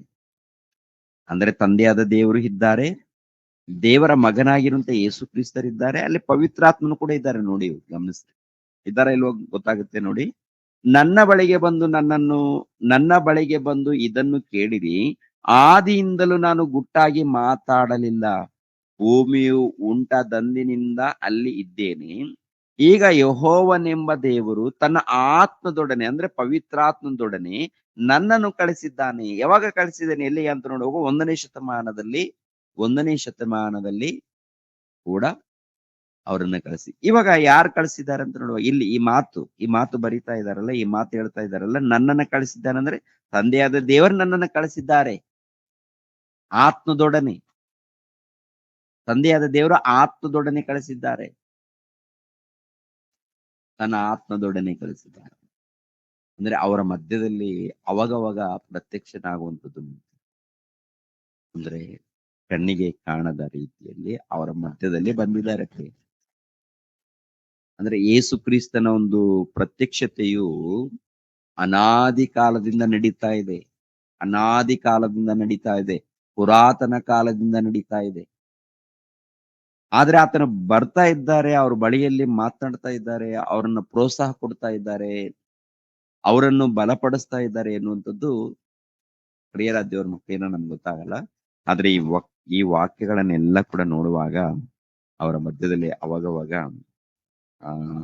ಏನ್ರಿ ಪ್ರತ್ಯಕ್ಷವಾಗುವಂಥದ್ದು ಕಾಣುವಂಥದ್ದು ನೋಡ್ತೀವಿ. ಅದೇ ಈ ಮಾತನ್ನ ಈ ಮೀಕನು ಗ್ರಂಥ ಕೂಡ ಹೇಳುವಂಥದ್ದು. ಮೀಕನ್ ಅಂದ್ರೆ ಮೀಕನ್ ಹೇಳುವಂತ ಮಾತು ಇದೆಯಲ್ಲ, ಒಂದು ಪ್ರವಾದನೆ. ಏನ್ ಪ್ರವಾದನೆ ಅಂತ ನೋಡುವಾಗ 1ನೇ ಶತಮಾನದಲ್ಲಿ ನಡೆಯುವಂತ 1ನೇ ಶತಮಾನದಲ್ಲಿ ನಡೆಯುವಂತ ಪ್ರತ್ಯಕ್ಷವಾಗಿ, ಅಂದ್ರೆ 1ನೇ ಶತಮಾನದಲ್ಲಿ ನೇರವಾಗಿ ಪ್ರತ್ಯಕ್ಷವಾಗುತ್ತದೆ. ಅಂದ್ರೆ ಪರಲೋಕದಿಂದ ನರನಾಗಿ ಭೂಲೋಕಕ್ಕೆ ಬರುವಂತ ವಿಷಯವನ್ನ ಒಂದು ಪ್ರವಾದನೆ. ಅದೇ ಮೀಕನ ಗ್ರಂಥ ಓದಿದೀವಲ್ವ, ಮತ್ತೆ ಅಲ್ಲಿಗೆ ಬರೋಣ. ಮೀಕ 5ನೇ ಅಧ್ಯಾಯ 2ನೇ ವಚನದಲ್ಲಿ. 5ನೇ ಅಧ್ಯಾಯ. ಎಫ್ರೇತದ ಬೆತ್ಲೆಹೇಮೆ, ನೀನು ಎಫ್ರಾತದ ಯೆಹೂದದ ಬೆತ್ಲೆಹೇಮೆ, ಗ್ರಾಮಗಳಲ್ಲಿ ನೀನು ಯೆಹೂದದ ಗ್ರಾಮಗಳಲ್ಲಿ ಚಿಕ್ಕದಾಗಿದ್ದರೂ ಇಸ್ರಾಯೇಲನ್ನು ಆಳತಕ್ಕವನು ನಿನ್ನೊಳಗಿಂದ ನನಗಾಗಿ ಹೊರಡುವನು. ಆತನ ಹೊರಡೋಣದ ಮೂಲವು ಪುರಾತನವೂ ಅನಾದಿಯೂ ಆದದ್ದು. ಪುರಾತನವೂ ಅನಾದಿಯೂ ಆದದ್ದು. ಇವಾಗ ಈ ದಿನಗಳಲ್ಲಿ ಯೇಸು ಕ್ರಿಸ್ತರು ಜನ್ಮಿಸಿರುವಂತ ದಿನ ಹಬ್ಬ ಅಂತೇಳಿ ನಾವು ಹಬ್ಬವನ್ನು ಮಾಡ್ತೀವಿ. ಅಂದ್ರೆ ಅವರು ಹುಟ್ಟಿದ್ದಾರೆ, ಅವರು ಬಂದಿದ್ದಾರೆ ಅಂತ ನೆನೆಸ್ಕೊಳ್ಳುವಂಥದ್ದು ತಪ್ಪಲ್ಲ. ನೆನೆಸ್ಕೊಳ್ಳುವಂಥದ್ದು ತಪ್ಪಲ್ಲ, ಹಬ್ಬ ಮಾಡಿಕೊಳ್ಳುವಂಥದ್ದು ತಪ್ಪಲ್ಲ. ಆದ್ರೆ ಪ್ರಿಯರಾದ ದೇವರ ಮಕ್ಕಳಿರ, ಆತನು ಹೇಳಿರುವಂತ ಪ್ರಾಮುಖ್ಯವಾದಂತ ಆಜ್ಞೆಗಳನ್ನ ಬಿಟ್ಟು ಕೆಲಸವನ್ನು ಬಿಟ್ಟು ಕೇವಲ ಆಚರಣೆ ಮಾಡ್ಕೊಂಡಿದ್ದೀವಿ ನೋಡಿ, ಅದು ಪಾಪ ಆಗುತ್ತೆ. ಕೇವಲ ಆಚರಣೆಗಳು ಅಂದ್ರೆ ಪ್ರಭು ಹೇಳಿರುವಂತ ಮಾತುಗಳನ್ನ ಏನ್ ಮಾಡ್ಬೇಕು? ಪಾಲಿಸ್ಬೇಕು. ಆಜ್ಞೆಗಳನ್ನ ಪಾಲಿಸ್ಬೇಕು. ದೇವರ ವಾಕ್ಯಕ್ಕೆ ವಿಧೇಯರಾಗದೆ ಕೇವಲ ನಾವು ಆಚರಣೆಗಳು ಮಾಡ್ಕೊಂಡಿದ್ರೆ ಏನಾಗ್ತೀವಿ ಅಂತ ನೋಡುವಾಗ ಪಾಪಿಗಳಾಗ್ತೀವಿ. ಆಚರಣೆಗಳು ಮಾಡಬಹುದು, ಆಚರಣೆಗಳು ಮಾಡ್ಕೂಡ್ದಂತ ನಾನು ಹೇಳ್ತಾ ಇಲ್ಲ. ಮಾಡ್ತಿರೋ ಬಿಡ್ತಿರೋ ಅವ್ರವ್ರ ಇಷ್ಟ. ಆದ್ರೆ ಯೇಸು ಪ್ರಭು ಹೇಳಿರುವಂತ ಆಜ್ಞೆಗಳನ್ನ ಪಾಲಿಸುವಂತದ್ದು ಬಹಳ ಪ್ರಾಮುಖ್ಯವಾದಂತ ವಿಷಯ. ಆತನು ಹೇಳಿರುವಂತ ಆಜ್ಞೆಗಳನ್ನ ಬಿಟ್ಟು ನಮ್ಮ ಆಲೋಚನೆ ಪ್ರಕಾರ ಏನೋ ಹಬ್ಬಗಳನ್ನ ಮಾಡಿಕೊಂಡು, ಇಲ್ಲಾಂದ್ರೆ ನಮ್ಗಿಷ್ಟ ಬಂದಂತದ್ದು ಏನೋ ಮಾಡ್ಕೊಂಡು ಹೋದ್ರೆ ಅದು ದೇವ್ರು ಮೆಚ್ಚುತ್ತಾರ ಪ್ರಿಯರೇ? ದೇವ್ರು ಮೆಚ್ಚಲ್ಲ. ದೇವ್ರು ಮೆಚ್ಚಬೇಕಾದ್ರೆ ಅವ್ರು ಹೇಳಿರುವಂತ ಒಂದು ಆಜ್ಞೆಗಳನ್ನ ಪಾಲಿಸ್ಬೇಕು. ಅಂದ್ರೆ ಪ್ರಭು ಕುರಿತು ಇನ್ನೊಂದು ಏನಪ್ಪಾ ಅಂತ ನೋಡುವಾಗ, 1ನೇ ಶತಮಾನದಲ್ಲಿ ನೇರವಾಗಿ ಪ್ರತ್ಯಕ್ಷನಾಗ್ತಾರಲ್ಲ, ನೇರವಾಗಿ ಪ್ರತ್ಯಕ್ಷವಾಗುವಂಥದ್ದು ಇದೆ ಅಂದ್ರೆ ಅದಕ್ಕೂ ಕೂಡ ಪ್ರವಾದನೆ ಬರೆಯೋದು. ನೇರವಾಗಿ ಹೇಗೆ ಪ್ರತ್ಯಕ್ಷನಾಗ್ತಾನೆ ಅಂತ ನೋಡುವಾಗ, ಯೆಶಾಯನ ಗ್ರಂಥ 7ನೇ ಅಧ್ಯಾಯ 14ನೇ ವಚನ ನೋಡಿ. ಯೆಶಾಯನ ಗ್ರಂಥ 7ನೇ ಅಧ್ಯಾಯ 14ನೇ ವಚನ. 7:14.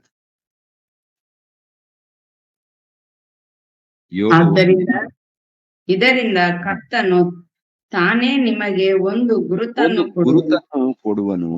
ಒಬ್ಬ ಒಬ್ಬ ಕನ್ನಿಕೆಯು ಗರ್ಭಿಣಿಯಾಗಿ ಮಗನನ್ನು ಅಡೆದು ಅವನಿಗೆ ಇಮ್ಯಾನುವೇಲ್ ಎಂದು ಹೆಸರಿಡುವಳು.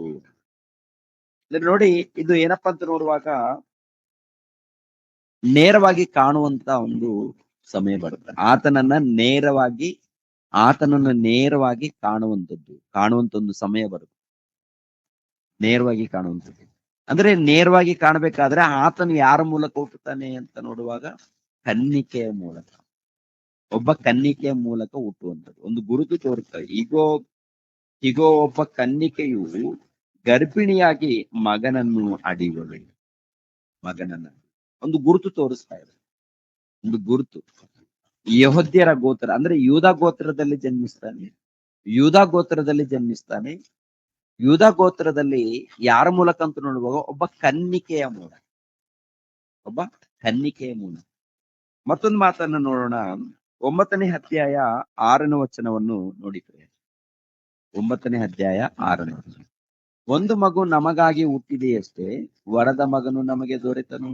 ಆಡಳಿತವು ಆತನ ಬಾಹುವಿನ ಮೇಲೆ ಇರುವುದು. ಅದ್ಭುತ ಸ್ವರೂಪನು, ಆಲೋಚನಕರ್ತನು, ಪರಾಕ್ರಮಿಯಾದ ದೇವರು, ನಿತ್ಯನಾದ ತಂದೆ, ಸಮಾಧಾನದ ಪ್ರಭು ಎಂಬುದು. ಅವನ ಹೆಸರು. ಆತನ ಮುಖಾಂತರ ದಾವೀದನ ಸಿಂಹಾಸನದ ಆಡಳಿತವು ಅಭಿವೃದ್ಧಿಯಾಗುವುದು. ದಾವೀದನ ರಾಜ್ಯದಲ್ಲಿ ನಿತ್ಯ ಸಮಾಧಾನವಿರುವುದು. ಆ ರಾಜ್ಯವು ಇಂದಿನಿಂದ ಯಾವಾಗಲೂ ನೀತಿ ನ್ಯಾಯಗಳ ಮೂಲಕ ಸ್ಥಾಪಿತವಾಗಿ ಸ್ಥಿರಗೊಳ್ಳುವುದು. ಸೇನಾಧೀಶ್ವರನಾದ ಯೆಹೋವನ ಅನುಗ್ರಹವು ಇದನ್ನು ನೆರವೇರಿಸುವುದು. ಅಂದ್ರೆ 1ನೇ ಶತಮಾನದಲ್ಲಿ ಪ್ರಿಯರಾದ ದೇವರ ಮಕ್ಕಳ ನೇರವಾಗಿ ಪ್ರತ್ಯಕ್ಷವಾಗುವಂತ ಒಂದು ಕಾಲ ಬರುತ್ತೆ. ಆತನು ಪ್ರತ್ಯಕ್ಷನಾಗ್ಬೇಕಾದ್ರೆ ಯಾರ ಗರ್ಭದಿಂದ ಬರ್ತಾನೆ? ಕನ್ಯೆ ಮೂಲಕ, ಅಂದ್ರೆ ಹೆಸರು ಕೊಟ್ಟಿಲ್ಲ, ಕನ್ನಿಕೆಯ ಮೂಲಕ. ಎಲ್ಲಿ ಜನ್ಮಿಸ್ತಾನೆ? ಬೆತ್ಲೆಹೆಮ್ ಗ್ರಾಮದಲ್ಲಿ. ಯಾವ ಗೋತ್ರದಲ್ಲಿ? ದಾವೀದನ ಗೋತ್ರದಲ್ಲಿ. ಯಾವ ಗೋತ್ರದಲ್ಲಿ? ಯೂದಾ ಗೋತ್ರದಲ್ಲಿ, ದಾವೀದನ ವಂಶದಲ್ಲಿ ಕನ್ನಿಕೆಯ ಮೂಲಕ ಬೆತ್ಲೆಹೆಮ್ ಗ್ರಾಮದಲ್ಲಿ ಕೆಲವು ಕ್ಲೂ ಕೊಡುವಂಥದ್ದು. ಅದರ ಪ್ರಕಾರ ಪ್ರಿಯರ ದೇವ್ರ ಮಕ್ಕಳ ಜನ್ಮಿಸ್ತಾರೆ. ಇನ್ನೊಂದು ವಚನವನ್ನು ಕೂಡ ನೋಡೋಣ ಏನ್ರಿ. ಅದೇ ಯೆಶಾಯನ ಗ್ರಂಥ 11ನೇ ಅಧ್ಯಾಯ. ಯೆಶಾಯನ ಗ್ರಂಥ 11ನೇ ಅಧ್ಯಾಯ. ಅಂದ್ರೆ ಆತನು ಬೆತ್ಲೆಹೆಮ್ ಗ್ರಾಮದಲ್ಲಿ ಜನ್ಮಿಸುವಂಥದ್ದು. ಎರಡನೇದಾಗಿ ಯೂದಾ ಗೋತ್ರದಲ್ಲಿ ಜನ್ಮಿಸುವುದು, ಅಂದ್ರೆ ದಾವೀದನ ವಂಶದಲ್ಲಿ. ಮೂರನೇದಾಗಿ ಕನ್ನಿಕೆ ಗರ್ಭದಲ್ಲಿ. ಓಕೆನಾ? ನಾಲ್ಕನೇದಾಗಿ ಆತನು ಬೆಳಿತಾನಲ್ಲ, ಆತನು ಬೆಳೆದಾಗ ಹೇಗೆ ಇರ್ತಾನೆ? ಆತನೊಂದು ಪ್ರವರ್ತನೆ ಹೇಗಿರುತ್ತೆ? ಆತನ ಮಾತುಗಳು ಹೇಗಿರುತ್ತೆ? ಆತನ ಒಂದು ನಡವಳಿಕೆ ಹೇಗಿರುತ್ತೆ? ಅದನ್ನು ಕೂಡ ಹೇಳಿದಾರೆ. ಒಂದ್ಸರಿ ಗಮನಿಸ್ರಿ. ಯೆಶಾಯನ ಗ್ರಂಥ 11ನೇ ಅಧ್ಯಾಯ. ಯೆಶಾಯನ ಗ್ರಂಥ 11ನೇ ಅಧ್ಯಾಯ 1ನೇ ವಚನದಿಂದ. ಇಷಯನ ಬುಡದಿಂದ ಒಂದು ಚಿಗುರು ಒಡೆಯುವುದು, ಅದರ ಬೇರಿನಿಂದ ಹೊರಟ. ನಾನು ಓದ್ತೀನಿ, ಯಾಕಂದ್ರೆ 5 ವಚನ ಓದ್ಬೇಕು. ಇಷಾಯನ ಬುಡದಿಂದ ಒಂದು ಚಿಗುರು ಒಡೆಯುವುದು, ಅದರ ಬೇರಿನಿಂದ ಹೊರಟ ತರಳು ಫಲಿಸುವುದು. ಆ ಅಂಕುರದ ಮೇಲೆ ಜ್ಞಾನ ವಿವೇಕದಾಯಕ ಆತ್ಮ, ಆಲೋಚನಾ ಪರಾಕ್ರಮಗಳನ್ನು ಹುಟ್ಟಿಸುವ ಆತ್ಮ, ತಿಳುವಳಿಕೆಯನ್ನು ಯೆಹೋವನ ಭಯವನ್ನು ಉಂಟು ಮಾಡುವ ಆತ್ಮ, ಅಂತೂ ಯೆಹೋವನ ಆತ್ಮವೇ ನೆಲೆಗೊಂಡಿರುವುದು. ಯೆಹೋವನ ಭಯವು ಆತನಿಗೆ ಪರಿಮಳಿಸುವುದು. ಆತನು ಕಣ್ಣಿಗೆ ಕಂಡಂತೆ ತೀರ್ಪು ಮಾಡುವುದಿಲ್ಲ, ಕಿವಿಗೆ ಬಿದ್ದಂತೆ ನಿರ್ಣಯಿಸುವುದಿಲ್ಲ. ಬಡವರಿಗೋಸ್ಕರ ನ್ಯಾಯವಾಗಿ ತೀರ್ಪು ಮಾಡುವನು, ಲೋಕದ ದೀನರಿಗೋಸ್ಕರ ಧರ್ಮವಾಗಿ ನಿರ್ಣಯಿಸುವನು. ಲೋಕವನ್ನು ತನ್ನ ಬಾಯಿ ದಂಡದಿಂದ ದಂಡಿಸುವನು, ದುಷ್ಟರನ್ನು ತನ್ನ ಬಾಯಿ ಉಸಿರಿನಿಂದ ಕೊಲ್ಲುವನು. ಧರ್ಮವೇ ಆತನಿಗೆ ನಡುಕೊಟ್ಟು, ಪ್ರಾಮಾಣಿಕತೆಯೇ ಸೊಂಟಪಟ್ಟಿ ಅಂತ ಹೇಳ್ಕೊಂಡು ಬಂದಿದ್ದಾನೆ ಪ್ರೇರೆ. ಅಂದ್ರೆ ಈತನು ದಾವೀದನ ಗೋತ್ರದ ಒಂದು ಚಿಗುರು ಅಂತೆ. ಆನಂತರ ಈತನ ಜೊತೆಗೆ ದೇವರ ಆತ್ಮನು, ಜ್ಞಾನದಾಯಕ ಆತ್ಮನು ಇರ್ತಾನೆ. ಜ್ಞಾನದಾಯಕ ಆತ್ಮನ ಆತನ ಜೊತೆಗೆ, ಅಂದ್ರೆ ದೇವರ ಮಗನಾಗಿರುವಂತ ಯೇಸು ಕ್ರಿಸ್ತರ ಜೊತೆಗೆ ನೋಡಿ ಪ್ರಿಯರ ದೇವರ ಮಕ್ಕಳಿರ ಒಂದು ಮೊಳಕೆಗೆ ಹೋಲಿಸಿದ್ದಾರೆ. ಮೊಳಕೆಗೆ ಹೋಲಿಸಿದ್ಮೇಲೆ ಆತನ ಜೊತೆಗೆ ಏನ್ರಿ ಜ್ಞಾನ ವಿವೇಕದಾಯಕ ಆತ್ಮ, ಆಲೋಚನಾ ಪರಾಕ್ರಮಗಳನ್ನು ಹುಟ್ಟಿಸುವ ಆತ್ಮ, ತಿಳುವಳಿಕೆಯನ್ನು ಯೆಹೋವನ ಭಯವನ್ನು ಉಂಟು ಮಾಡುವ ಆತ್ಮ, ಅಂತೂ ಯೆಹೋವನ ಆತ್ಮವೇ ನೆಲೆಗೊಂಡಿರುವುದು. ಇದು ಕ್ರಿಸ್ತ ಪೂರ್ವದಲ್ಲಿ ಪ್ರಿಯರ ದೇವರ ಮಕ್ಕಳಿರ ಯೆಶಾಯನ ಮೂಲಕ ನುಡಿದಿದೆ. ಅಂದ್ರೆ ಗಮನಿಸ್ಬೇಕು, ಯೇಸು ಪ್ರಭು ಪ್ರತ್ಯಕ್ಷವಾಗುವಂತದ್ದೊಂದು ಸಮಯ ಇದೆ, ನೇರವಾಗಿ ಕಾಣುವಂತ ಸಮಯ, ನೇರವಾಗಿ ಬರುವಂತ ಸಮಯ ಒಂದಿದೆ. ಅದು ಹೇಗೆ, ಯಾರ ಮೂಲಕ ಅಂತ ನೋಡುವಾಗ ಯೂದಾ ಗೋತ್ರದಲ್ಲಿ, ಎರಡನೇದಾಗಿ ಬೆತ್ಲೆಹೆಮ್ ಗ್ರಾಮದಲ್ಲಿ, ಮೂರನೇದಾಗಿ ನೋಡುವಾಗ ಕನ್ನಿಕೆಯ ಮೂಲಕ, ನಾಲ್ಕನೇದಾಗಿ ನೋಡುವಾಗ ಆತನು ಮಾತನಾಡುವಂಥದ್ದು, ಆತನು ನಡೆಯುವಂಥದ್ದು, ಆತನು ಈ ರೀತಿ ನಡ್ಕೊಳ್ತಾನಂತೇಳಿ ಮುಂಚಿತವಾಗಿ ಆತನ ಬಗ್ಗೆ ಬರೆಯಲ್ಪಟ್ಟಿದೆ.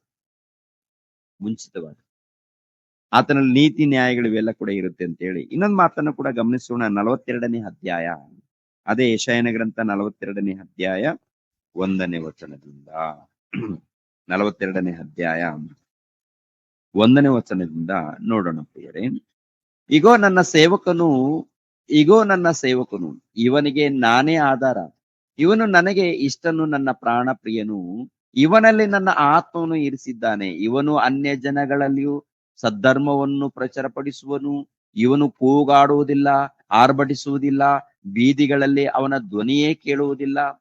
ಜಜ್ಜಿದ ದಂಟನ್ನು ಮುರಿದು ಹಾಕದೆ, ಕಳೆಗುಂದಿದ ದೀಪವನ್ನು ನಂದಿಸದೆ, ಸದ್ಧರ್ಮವನ್ನು ಪ್ರಚುರಪಡಿಸಿ ಸಿದ್ಧಿಗೆ ತರುವನು. ಲೋಕದಲ್ಲಿ ಸದ್ಧರ್ಮವನ್ನು ಸ್ಥಾಪಿಸುವ ತನಕ ಇವನು ಕಳೆಗೊಂದುವುದಿಲ್ಲ, ಜಜ್ಜಿ ಹೋಗದೆಯೂ ತನ್ನ ಕಾರ್ಯದಲ್ಲಿ ನಿರತರಾಗಿರುವನು ಅಂತ. ಅಂದ್ರೆ ಆತನು ಹೇಗೆ ಇರ್ತಾನೆ, ಆತನ ಪ್ರವರ್ತನೆ ಹೇಗಿರುತ್ತೆ, ಆತನ ಎಲ್ಲಿ ಬರ್ತಾನೆ, ಎಲ್ಲವನ್ನು ಕೂಡ ಮುಂಚಿತವಾಗಿ ಪ್ರಿಯರಾದ ದೇವರ ಮಕ್ಕಳಿರ ಆತನ ಬಗ್ಗೆ ಬರೆಯಲ್ಪಟ್ಟಿದೆ. ಅಂದ್ರೆ ಆತನು ಅಂದ್ರೆ ಯೇಸು ಪ್ರಭು ನೋಡುವಾಗ ಪುರಾತನ ಕಾಲದಿಂದ, ಸನಾತನ ಕಾಲದಿಂದ ಇಲ್ಲಾಂದ್ರೆ ಪುರಾತನ ಕಾಲದಿಂದ, ಅನಾದಿ ಕಾಲದಿಂದ ಆತನು ಹೊರಡೋಣವಾಗಿದೆ. ಆತನು ಪ್ರತ್ಯಕ್ಷನಾಗ್ತಾ ಇದ್ದಾನೆ. ಎಲ್ಲಿ ಅಂತ ನೋಡುವಾಗ ಅವಾಗ ಪ್ರತ್ಯಕ್ಷವಾಗಿದ್ದು ನೋಡುವಾಗ ಪರೋಕ್ಷವಾಗಿ ಹಿಂದ್ಗಡೆಯಿಂದ ಕಣ್ಣಿಗೆ ಕಾಣದ ರೀತಿಯಲ್ಲಿ ಇದ್ದಾರೆ. ಇನ್ನೊಂದು ಸಾರಿ ನೋಡುವಾಗ ಪ್ರಿಯರ ದೇವರ ಮಕ್ಕಳಿರ ನೇರವಾಗಿ ಪ್ರತ್ಯಕ್ಷವಾಗುವಂತದ್ದು ನೋಡುವಾಗ ಅದು 1ನೇ ಶತಮಾನದಲ್ಲಿ ನಡೆಯುತ್ತೆ ಅಂತ ಹೇಳಿ ಮುಂಚಿತವಾಗಿ ಪ್ರವಾದಿಗಳ ಮೂಲಕ ಬರೆಸಲ್ಪಟ್ಟಿದೆ, ಪ್ರವಾದಿಗಳ ಮೂಲಕ ಹೇಳಲ್ಪಟ್ಟಿದೆ. ಹೀಗೆ ಅಂದ್ರೆ ಕನ್ನಿಕೆ ಮೂಲಕ ಜನ್ಮಿಸುವಂಥದ್ದು, ಬೆತ್ಲೆಹೆಮ್ ಗ್ರಾಮದಲ್ಲಿ ಜನ್ಮಿಸುವಂಥದ್ದು, ಯೂದಾ ಗೋತ್ರದಲ್ಲಿ ಜನ್ಮಿಸುವಂಥದ್ದು, ಆತನು ಜನ್ಮಿಸಿದ ಮೇಲೆ ಹೀಗೆ ಬೆಳೀತಾರೆ, ಹೀಗೆ ಮಾತನಾಡ್ತಾರೆ, ಒಂದು ಧರ್ಮದಗೋಸ್ಕರ, ದೇವರಿಗೋಸ್ಕರ ಅವರು ಪ್ರಯಾಸ ಪಡ್ತಾರೆ, ಈ ಸಮಾಜಕ್ಕೆ ಒಂದು ಶ್ರೇಷ್ಠವಾದಂತಹ ಸಂದೇಶವನ್ನ ನೀಡುತ್ತಾರೆ, ಈ ಸಮಾಜದಗೋಸ್ಕರ ಅವರು ಮರಣ ಹೊಂದುತ್ತಾರೆ, ಈ ಸಮಾಜವನ್ನ ಕಾಪಾಡೋದಕ್ಕೆ, ಈ ಸಮಾಜವನ್ನ ಉದ್ಧಾರ ಮಾಡೋದಕ್ಕೆ ಅವರು ದೇವರ ಮಕ್ಕಳಿರ ಯೇಸು ಕ್ರಿಸ್ತರ ಬಗ್ಗೆ ನೋಡುವಾಗ ಎಷ್ಟು ಆಧಾರಗಳಿದೆ ಪ್ರಿಯರೇ. ಯೇಸು ಕ್ರಿಸ್ತರ ಬಗ್ಗೆ ನೋಡುವಾಗ ಎಷ್ಟು ಆಧಾರಗಳು ಅಂದ್ರೆ ಆ ಪ್ರಭು ನಮಗೋಸ್ಕರ ಪ್ರಯಾಸ ಪಟ್ಟಿದ್ದಾರ, ನಮಗೋಸ್ಕರ ಕಷ್ಟಪಟ್ಟಿದ್ದಾರ, ನಮಗೋಸ್ಕರ ಶ್ರಮೆ ಪಟ್ಟಿದ್ದಾರ ಅಂತ ನೋಡುವಾಗ ಎಷ್ಟೋ ಕಷ್ಟಪಟ್ಟಿದ್ದಾರೆ. ಇವಾಗ 1ನೇ ಶತಮಾನದಲ್ಲಿ ಬಂದ ಮೇಲೆ ಎಲ್ಲರನ್ನ ಕರಿತಾ ಇದ್ದಾರ, ನನ್ನ ಬಳಿಗೆ ಬನ್ನಿ, ನಾನು ನಿಮ್ಗೆ ವಿಶ್ರಾಂತಿ ಕೊಡುತ್ತೇನೆ, ನಾನು ನಿಮ್ಗೆ ಆತ್ಮಕ್ಕೆ ನೆಮ್ಮದಿ ಕೊಡುತ್ತೇನೆ, ನನ್ನ ಮಾತನ್ನ ಕೇಳಿ ಅಂತೇಳಿ ಕರೆದಿದ್ದಾರೆ. ನಾವು ಎಷ್ಟು ಮಂದಿ ಬಂದಿದ್ದೀವಿ ಅಂತ ನೋಡುವಾಗ ಪ್ರಿಯರ ದೇವ್ರ ಮಕ್ಕಳಿಗೆ ನಾವೆಲ್ಲರೂ ಬಂದಿದ್ದೀವಿ, ಕೇಳ್ತಾ ಇದ್ದೀವಿ, ವಾಕ್ಯವನ್ನು ಕೇಳ್ತಾ ಇದ್ದೀವಿ, ತಿಳ್ಕೊಳ್ತಾ ಇದ್ವಿ. ಟೋಟಲ್ ಪ್ರಪಂಚ ದೇಶದಲ್ಲಿದ್ದಂತ ಎಲ್ಲಾ ಕ್ರೈಸ್ತರನ್ನು ಕುರಿತು ಆಲೋಚನೆ ಮಾಡುವಾಗ ಪ್ರಿಯರಾದ ದೇವರ ಮಕ್ಕಳಿರ ಏನ್ರಿ ಕೇಳ್ತಾ ಇದ್ದಾರೆ, ಆದ್ರೆ ಲೋಕದ ರೀತಿಯಲ್ಲಿ ಜೀವಿಸ್ತಾ ಇದ್ದಾರೆ. ಹೇಳ್ತಾ ಇದ್ದಾರೆ, ಯೇಸು ಕ್ರಿಸ್ತರ ಬಗ್ಗೆ ತಿಳ್ಕೊಳ್ತಾ ಇದ್ದಾರೆ, ಆದ್ರೆ ಲೋಕದ ರೀತಿಯಲ್ಲಿ. ಇವಾಗ ಯೇಸು ಕ್ರಿಸ್ತರು ಬಂದಿದ್ದಾರೆ ಅಂತೇಳಿ ನಾವೆಲ್ಲರೂ ಕೂಡ ಏನ್ ಮಾಡ್ತಾ ಇದೀವಿ ಅಂತ ನೋಡುವಾಗ ಹಬ್ಬದ ವಾತಾವರಣ, ಹಬ್ಬ ಮಾಡ್ಕೊಳ್ಬಾರ್ದು ಅಂತ ನನ್ನ ಉದ್ದೇಶ ಅಲ್ವೇ ಅಲ್ಲ ಪ್ರಿಯರೇ. ಯಾವಾಗ ದೇವರ ವಾಕ್ಯದಲ್ಲಿ ಇರ್ತೀವಿ, ಯಾವಾಗ ಧ್ಯಾನದಲ್ಲಿ ಇರ್ತೀವಿ, ಯಾವಾಗ ಅನ್ಯೋನ್ಯತೆ ಸಹವಾಸದಲ್ಲಿ ಇರ್ತೀವಿ, ಯಾವಾಗ ದೇವರ ಮಕ್ಕಳಾಗಿ ನಾವೆಲ್ಲರೂ ಕೂಡ್ತಾ ಇದೀವಿ, ಅದೇ ದೊಡ್ಡ ಹಬ್ಬ. ಅದು ದೊಡ್ಡ ಹಬ್ಬ ಪ್ರಿಯರೇ. ಆದ್ರೆ ವರ್ಷಕ್ಕೊಂದ್ಸಾರಿ ಹಬ್ಬ ಮಾಡ್ಕೊಳ್ಳುವಂಥದ್ದು ಇದೆಯಲ್ಲ, ಇದು ಪ್ರತ್ಯೇಕವಾಗಿ. ಇದು ಏನಪ್ಪಾ ಅಂದ್ರೆ ದೇವರು ಈ ತರ ನೀವು ಹಬ್ಬ ಮಾಡ್ಕೊಳ್ಳಿ ಅಂತ ಹೇಳಿ ದೇವ್ರು ಹೇಳಿಲ್ಲ. ಒಂದು ವೇಳೆ ಮಾಡ್ಕೊಳ್ತಾ ಇದ್ದಾರೆ, ಮಾಡ್ಕೊಳ್ಳಿ ಪ್ರಿಯರ ದೇವ್ರ ಮಕ್ಕಳಿರ. ಆದ್ರೆ ದೇವರು ಹೇಳಿರುವಂತ ಪ್ರಾಮುಖ್ಯವಾದಂತ ಸಂಗತಿಗಳನ್ನ ಪಾಲಿಸ್ಬೇಕಲ್ವ? ಹೌದಂತೀರಲ್ವ? ದೇವ್ರು ಹೇಳಿರುವಂತ ಸಂಗತಿಗಳನ್ನ ನಾವೆಲ್ಲರೂ ಏನ್ ಮಾಡ್ಬೇಕು ಅಂತ ನೋಡುವಾಗ ಪಾಲಿಸ್ಬೇಕು. ಯಾರ ಕಾಲದಲ್ಲಿ ಜನ್ಮಿಸಿದ್ದಾರೆ ಅದು ಕೂಡ ಒಂದ್ಸರಿ ನೋಡೋಣವಾ? ಯಾರ ಕಾಲದಲ್ಲಿ? ಲೂಕನ ಬರೆದ ಸುವಾರ್ತೆ, ಲೂಕನು ಬರೆದ ಸುವಾರ್ತೆ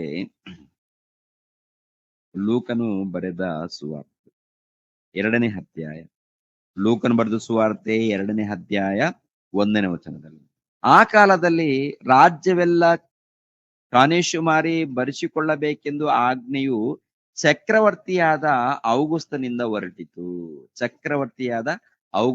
ಹೊರಟಿತು. ಅಂದ್ರೆ ಆ ಕಾಲದಲ್ಲಿ ಚಕ್ರವರ್ತಿ ಯಾರಿದ್ದಾರೆ? ರೋಮಾ ಚಕ್ರವರ್ತಿ. ಅಂದ್ರೆ ರೋಮಾ ಸಾಮ್ರಾಜ್ಯವನ್ನು ಆಳುವಂತ ಚಕ್ರವರ್ತಿ. ಆತನ ಹೆಸರು ಯಾರಪ್ಪ ಅಂತ ನೋಡುವಾಗ ಔಗುಸ್ತನ್ ಇದ್ದಂತ ಕಾಲದಲ್ಲಿ, ಔಗುಸ್ತನು ಪರಿಪಾಲನೆ ಮಾಡುವಂತ ಕಾಲದಲ್ಲಿ ಯೇಸು ಕ್ರಿಸ್ತರು ಜನ್ಮಿಸಿದ್ದಾರೆ ಎನ್ನುವಂತ ಒಂದು ಒಂದು ಒಂದು ರುಜುವನ್ನ ತೋರಿಸ್ತಾ ಇದ್ದಾರೆ. ಅಂದ್ರೆ ಭೂಲೋಕದಲ್ಲಿ ಹುಟ್ಟಿದ್ದಾನೆ ಎಂದು, ಭೂಲೋಕದಲ್ಲಿ ಬಂದಿದ್ದಾನೆ ಎಂದು ಒಂದು ಆಧಾರ. ಅಂದ್ರೆ ಯಾವ ಪಟ್ಟಣ, ಯಾವ ದೇಶ, ಆ ದೇಶದಲ್ಲಿ ಯಾರು ಆಳ್ವಿಕೆ ಮಾಡ್ತಾ ಇದ್ರು, ಯಾರು ಪರಿಪಾಲನೆ ಮಾಡ್ತಾ ಇದ್ರು, ಇವೆಲ್ಲವೂ ಕೂಡ ಅಲ್ಲಿ ಬರೆಯಲ್ಪಟ್ಟಿದೆ ರೀ. ಅಂದ್ರೆ ಕತೆಗಳಂದ್ರೆ ಈ ತರ ಇರಲ್ಲ. ಕತೆಗಳ ಪುಸ್ತಕ ಅಂದ್ರೆ ಈ ತರ ಇರಲ್ಲ. ಅಂದ್ರೆ ಇತಿಹಾಸ ಆಧಾರಗಳು ಇರಲ್ಲ. ಇತಿಹಾಸದ ಆಧಾರಗಳು, ಏನ್ರಿ ಪ್ರಾರಂಭದಿಂದ ನೋಡುವಾಗ ಅನೇಕ ಇತಿಹಾಸದ ಆಧಾರಗಳಿರುತ್ತೆ, ಅಂದ್ರೆ ಚರಿತ್ರೆ ಆಧಾರಗಳಿರುತ್ತೆ. ಅದು ಯೇಸು ಕ್ರಿಸ್ತರ ವಿಷಯದಲ್ಲಿ ನೋಡುವಾಗ ಅನೇಕ ಚರಿತ್ರೆ ಆಧಾರಗಳು ಸಿಗುತ್ತೆ. ಯೇಸು ಕ್ರಿಸ್ತರು ಜನ್ಮಿಸಿರುವಂತ ಕಾಲ ಎಲ್ಲಿ? ಯೆರೂಸಲೇಮ್ ಪಟ್ಟಣದಲ್ಲಿ. ಯಾವ ಗ್ರಾಮದಲ್ಲಿ? ಬೆತ್ಲೆಹೆಮ್ ಗ್ರಾಮದಲ್ಲಿ. ಬೆತ್ಲೆಹೆಮ್ ಗ್ರಾಮದಲ್ಲಿ ಆ ಯೇಸು ಕ್ರಿಸ್ತರು ಹುಟ್ಟಿರುವಂತ ಕಾಲದಲ್ಲಿ ಯಾರು ಪರಿಪಾಲನೆ ಮಾಡ್ತಾ ಇದ್ರು? ಯಾರು ಪರಿಪಾಲನೆ ಮಾಡ್ತಾ ಇದ್ರು ಏನ್ರಿ? ಯೆರೂಸಲೇಮ್ ಪಟ್ಟಣಕ್ಕೆ ಬಂದು ಈ ಬೆತ್ಲೆಹೆಮ್ ಗ್ರಾಮಕ್ಕೆ ಬಂದು ಆ ಪರಿಸರ ಪಟ್ಟಣದಲ್ಲಿ ಹೇರೋದನು ಅರಸನು, ರೋಮಾ ಸಾಮ್ರಾಜ್ಯವನ್ನು ಆಳುವಂತ ಅರಸನು, ಚಕ್ರವರ್ತಿ ಯಾರಂತ ನೋಡುವಾಗ ಔಗುಸ್ತನು, ಚಕ್ರವರ್ತಿ ಔಗುಸ್ತನು ಈತನಿದ್ದಾನೆ. ಅಂದ್ರೆ ಇತಿಹಾಸವನ್ನು ನೀವು ಪರಿಶೋಧನೆ ಮಾಡಿದಾಗ ಈ ಔಗುಸ್ತನು ಎಂಬುವಂತ ಚಕ್ರವರ್ತಿ ಕಾಣ್ತಾನೆ. ಆತನು ಇದ್ದಂತ ಕಾಲದಲ್ಲಿ, ಆತನ ಪರಿಪಾಲನೆ ಕಾಲದಲ್ಲಿ ಯೇಸು ಕ್ರಿಸ್ತರು ಜನ್ಮಿಸಿದ್ದಾರೆ ಎನ್ನುವಂಥದ್ದು ಒಂದು ರುಜುವು. ಅಂದ್ರೆ ಅನೇಕ ರುಜುಗಳಿದೆ, ಒಂದಲ್ಲ ಎರಡಲ್ಲ. ಯೇಸು ಕ್ರಿಸ್ತರನ್ನು ಕುರಿತು ಅನೇಕ ರುಜುಗಳಿದೆ. ಆದ್ರೆ ಕೆಲವರು ಯಾರಿರ್ತಾರೆ? ಮತಿ ಇಲ್ಲದವರು, ಇನ್ನೊಂದು ಮೂಢರಿರ್ತಾರಲ್ವ. ಏನಪ್ಪಾ ಅಂದ್ರೆ ಆತನ ಚರಿತ್ರದಲ್ಲಿ ಕಾಣೋದಲ್ಲ, ಆತನ ಇತಿಹಾಸದಲ್ಲಿ ಕಾಣುವುದಿಲ್ಲ ಅಂತೇಳಿ ಮೂಢರಿರ್ತಾರಲ್ವ. ಯಾಕೆಂದ್ರೆ ಒಂದು ಕಲ್ಲು ಎಸಿತಾ ಇರ್ತಾರೆ, ಯೇಸು ಕ್ರಿಸ್ತರ ವಿಷಯದಲ್ಲಿ ಕಲ್ಲು ಎಸಿತಾ ಇರ್ತಾರೆ. ಇನ್ನೊಬ್ಬನು ಒಂದು ಕಲ್ಲು ಎಸೆದಿದ್ದಾನೆ, ಏನಂತ ನೋಡುವಾಗ ಈ ಮರಿಯಮ್ಮಳ ವಿಷಯದಲ್ಲಿ. ಅಂದ್ರೆ ಮರಿಯಮ್ಮಳು ಕನ್ನಿಕೆಯಾಗಿದ್ದಾಗ ಯೇಸು ಪ್ರಭುವನ್ನ ಪಡೆದಿದ್ದಾಳಂತ ಇರುತ್ತಲ್ವಾ.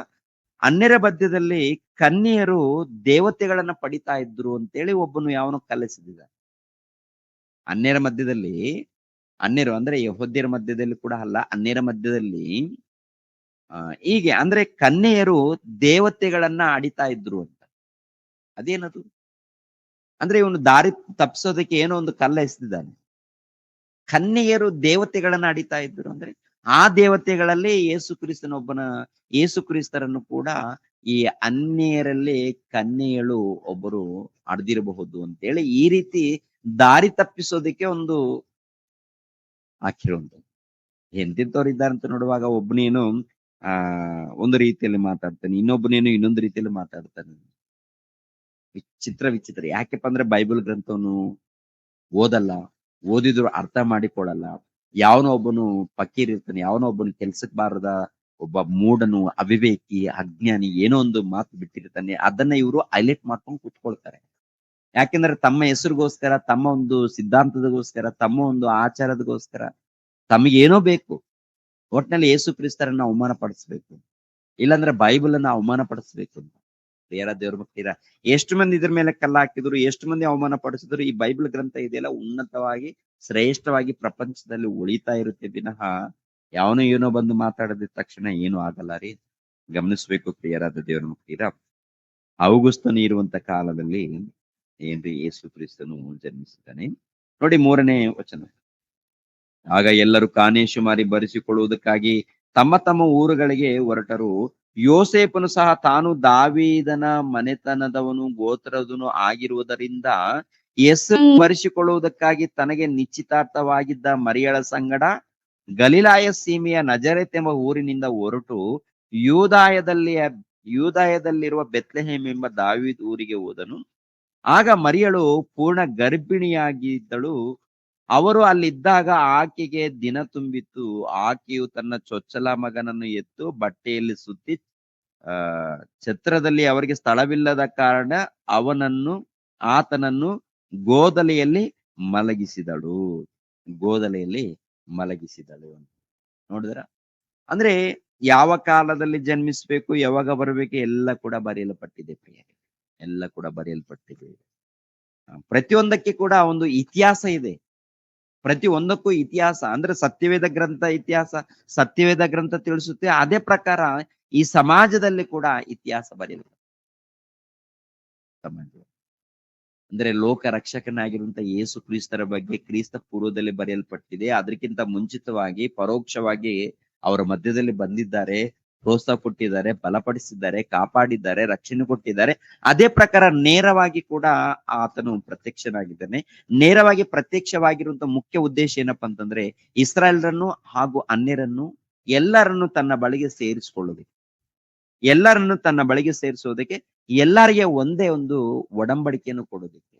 ಇಸ್ರಾಯೇಲ್ರಿಗೂ ಅನ್ಯರಿಗೂ ಒಂದು ನೂತನ ಒಡಂಬಡಿಕೆಯನ್ನು ಕೊಡಬೇಕು.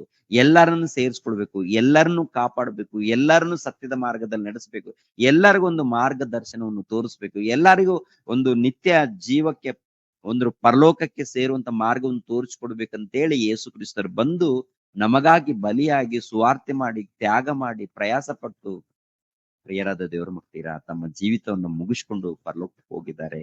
ಇವಾಗ ನನ್ನ ಮಾತನ್ನ ನಂಬಿ ಯಾರು ಜೀವಿಸ್ತಾರೋ, ನನ್ನ ಮಾತನ್ನ ನಂಬಿ ಯಾರು ದೀಕ್ಷಾಸ್ಥಾನ ಪಡ್ಕೊಳ್ತಾರೋ, ದೀಕ್ಷಾಸ್ಥಾನ ಪಡ್ಕೊಂಡು ಈ ಸಭೆಯಲ್ಲಿ ಯಾರು ಸೇರ್ಸಲ್ಪಡ್ತಾರೋ, ಸೇರ್ಸಲ್ಪಟ್ಟ ಮೇಲೆ ಯಾರು ಅಂತ್ಯದವರೆಗೆ ಕೊನೆ ತನಕ ಭಕ್ತಿಯಿಂದ ಯಾರು ನಡ್ಕೊಳ್ತಾರೋ ಅವ್ರಿಗೆ ರಕ್ಷಣೆ ಆಗುತ್ತೆ. ನಡ್ಕೊಳ್ಳದೆ ಹೋದರೆ ದಂಡನೆಗೆ ಗುರಿ ಆಗ್ತಾರೆ ಎಂದು ಕರ್ತನಾದ ಯೇಸು ಕ್ರಿಸ್ತರು ಹೇಳಿದ್ದಾರೆ. ಪ್ರಿಯರೇ, ಆತನು ಹೇಳಿರೋ ಪ್ರಕಾರ ನಿಮ್ಮ ಭಕ್ತಿಯನ್ನ ಜಾಗ್ರತೆಯಿಂದ ಕಾಪಾಡಿಕೊಳ್ಳಿ.